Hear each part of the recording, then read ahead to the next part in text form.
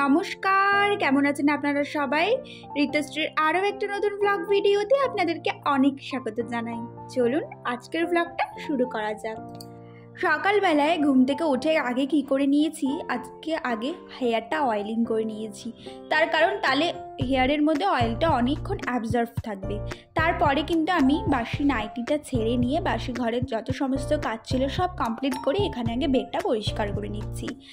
আমার ঘরে এই বেডটা অগোছালো থাকলে যেন আমার কেমন যেন একটা অস্বস্তি লাগে, মনে হয় যেন বেডটা আগে ক্লিন করে নিলে মনে হয় যেন আমি সারাদিনে আমার অনেকটা কাজ যেন আমার কমে গেছে এরকম মনে হয়। কিন্তু বেডটা আমাকে না সবসময় চোখে আমি ওই বেডটা নোংরা হয়ে পড়ে আছে ওরকম না দেখে একটুও শান্তি পাই না। তাই সকালবেলা ঘুম থেকে উঠেই বাসি বিছনাটা বাসি ঘর দর পরিষ্কার করে বিছনাটা যখনই খালি হয় আগে আমি গিয়ে বেডটা পরিষ্কার করে নিই। আর এটা হচ্ছে আমার দিনের সেকেন্ড বারের হচ্ছে ঘর ঝাড় দেওয়া। কারণ বেডটা যখনই পরিষ্কার করবো সেখান থেকে কিন্তু অনেক ধুলোবালি নোংরা যাই থাকুক না কেন, যতই পরিষ্কার থাক তাও দেখবে ধুলোটা যেন কোথা থেকে চলে আসে। সেই নোংরাগুলোকেও কিন্তু আমি আবার সেকেন্ড বারে ঝাড় দিয়ে একদমই পরিষ্কার করে নিই। আমি চাই যে আমার ঘর দোয়ারটা সবসময় নিট অ্যান্ড ক্লিন থাকবে, কারণ পরিষ্কার পরিচ্ছন্ন ঘরেই কিন্তু মা লক্ষ্মীর আবাস। তো তার জন্য আমি চাই সবসময় আমার ঘরটাকে একদম পরিষ্কার পরিচ্ছন্ন রাখতে, যতটা সম্ভব আমি চেষ্টা করি। কিন্তু দেখো, ঘর থাকলে সেটা কিন্তু অগোছালো এলোমেলো হবেই, কিন্তু সেটাকে টাইম নিয়ে বুদ্ধি খাটিয়ে হাতে টাইম নিয়ে সময় নিয়ে সেটাকে গুছিয়েও ফেলতে হবে। তো সেই কারণে দেখো, ঘুম থেকে উঠেই কিন্তু আমি পুরো ভালো করে আমি আমার ঘরটাকে আগে ক্লিন করে নিয়েছি, একদম টিপটাপ রয়েছে। এবার আমার চোখে দেখেও কিন্তু বেশ শান্তি লাগছে। এবার হচ্ছে মায়ের এই ঘরটা বেডটা আজকে চেঞ্জ করে নিলাম, বেডশিটটা আজকে চেঞ্জ করে নিলাম, কারণ এটা অনেক দিনই হয়ে গেছিলো। তো সেই কারণে ভাবলাম না, চেঞ্জ যখন করছি, ঘর যখন পরিষ্কার করছি, তো এই বেডশিটটা একবার চেঞ্জ করে নিই। দেখো, একইভাবে কিন্তু আমি এই ঘরটা একদম নিট অ্যান্ড ক্লিনভাবে পরিষ্কার করে ঝাড় দিয়ে নেব। তারপরেই কিন্তু যাব হচ্ছে রান্নার দিকে। জানো তো, আগে ভাবলাম যে আজকে এই কাজগুলো করে নিয়ে তারপরেই রান্নাঘরে যাব রান্নার দিকে। আর হাজব্যান্ডকে সকালবেলায় ওই টুকটাক যা ছিল সেগুলো দিয়েই কিন্তু ওকে টিফিনে দিয়ে দিয়েছি। তো টিফিনের ঝামেলাটা বেরিয়ে গেলে না তাও একটা শান্তি লাগে। ও যখন অফিসে চলে যায় তখন ঘরটা যখন খালি হয়ে যায়, তারপরে গিয়ে কি বলো তো ভালো করে ঘর দোয়ারটা পরিষ্কার পরিচ্ছন্ন করতে পারি। আর দেখো, এখানে কিন্তু আমি ভালো করে ঝাড়টা দিয়ে নিচ্ছি, আর তারপরে যাব হচ্ছে রান্নার দিকে। আর দেখতেই পাচ্ছ এই ঘরটাও কিন্তু একদম ভালো করে ক্লিন করে নিয়েছি।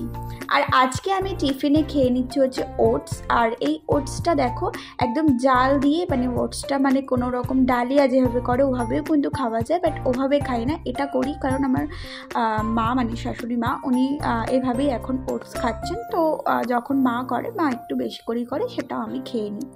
আর এটা খেতে কীরকম লাগে বলো তো? অনেকে যারা সেদ্ধ ম্যাগি খাও না, ঠিক সেম অ্যাজ ইট ইজ টেস্টটা ওরকমই লাগে। তো তোমরা তো জানোই যে ওটস ওয়েট লস জার্নি যারা করছো ভাবছো, তারা কিন্তু ওটস অবশ্যই খেতে পারো।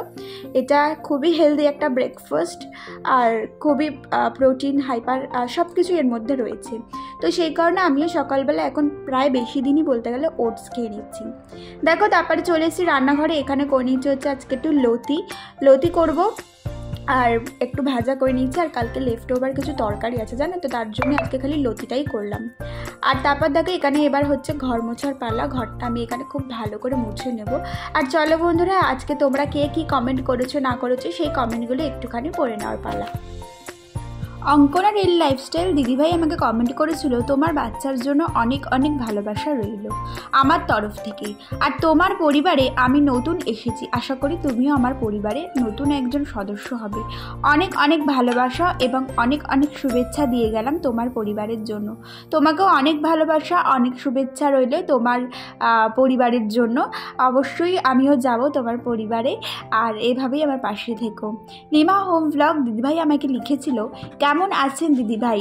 অনেক ভালো লাগলো, সব মিলিয়ে অনেক সুন্দর হয়েছে ভিডিওটা। পুরো ভিডিওটা দারুণ হয়েছে দিদিভাই, যা আমার প্রিয়। আমিও চিনি না কি মাছ, বাবুরা বাবাকে বাবুরা বাবাকে অনেক ভালোবাসে। সবজি রান্না দারুণ হয়েছে। অনেক অনেক থ্যাংক ইউ গো, তোমাকে অসংখ্য ধন্যবাদ, এভাবেই আমার পাশে থেকো। আর দেখো এদিকে মৌরানি নিজের হাতে এত সুন্দর রথটা বানিয়েছে। আমার তো বেশ ভালোই হয়েছে, মানে এই এত সুন্দর একটা গুণ আমার খুব ভালো লাগে এই জিনিসগুলো। তো একটা টাইম ছিল যখন আমি নিজেও এরকম ছোট ছোট হাতের কাজ করতাম, মানে হয় না, স্মৃতিগুলো একভাবে মনে পড়ে যায়। তো দেখো এভাবেই ও রথ সাজিয়েছে। আজকে আমাদের মণ্ডপেই, আমাদের বাড়ির সামনে একটা মণ্ডপ আছে, এখানে রথের একটা প্রতিযোগিতা আছে, তো সেই কারণেই। আর আজকে যেহেতু রথযাত্রা উপলক্ষে ব্লগটা যাচ্ছে, মানে এটা রথযাত্রার দিনকেই আমি তোমাদের ভিডিওটা শেয়ার করছি।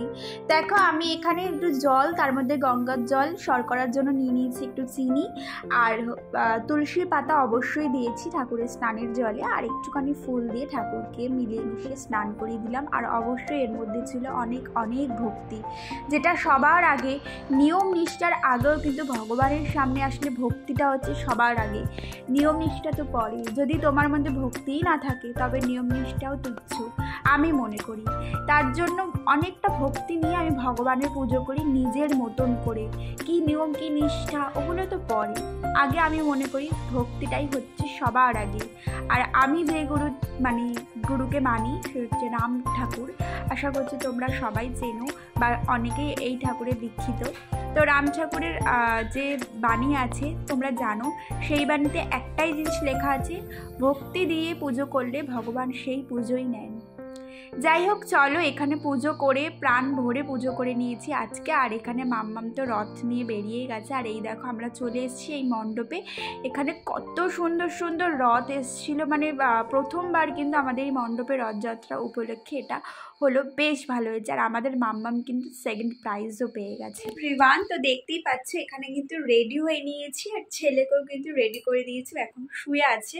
আর আমরা কোথায় যাচ্ছি বলো তো? আমরা যাচ্ছি আমাদের এখানেই না রথতলায়, মানে বেলঘড়িয়াতে রথতলাতেই হচ্ছে তোমাদের মেলা হয়, তো সেই মেলাতেই যাব। অবশ্যই তোমাদেরকে সাথে করে নিয়ে যাব। আর তোমরা তো অনেকেই জানো যে রথতলাতে এখানে বড় করে আমাদের রথ বেরোয়, এখানে অনেক কম্পিটিশন হয় রথের, অনেক কিছু হয়। তো আশা করি তোমরা অনেকেই জানো, আবার অনেকে জানো না। তো চলো তোমাদেরকেও সাথে করে নিয়ে যাচ্ছি মেলাতে। এখানে কিন্তু আমরা চলে গেছিলাম মেলাতে, কিন্তু রথতলার মেলাতে না আমরা গেছিলাম জানো তো, প্রথমে বিভৎস ভিড় ছিল, ছেলেকে নিয়ে ওখানে ঢোকাটা পসিবল হচ্ছিলো না, মানে রাস্তাঘাট সব জ্যাম হয়ে গেছিলো। তো আমাদের বেলঘড়িয়াতে আরও একটা মেলা হয়, এটাও বেশ পুরনো মেলা, কলোনি বাজার বলে একটা জায়গা আছে, ওইখানে হয়।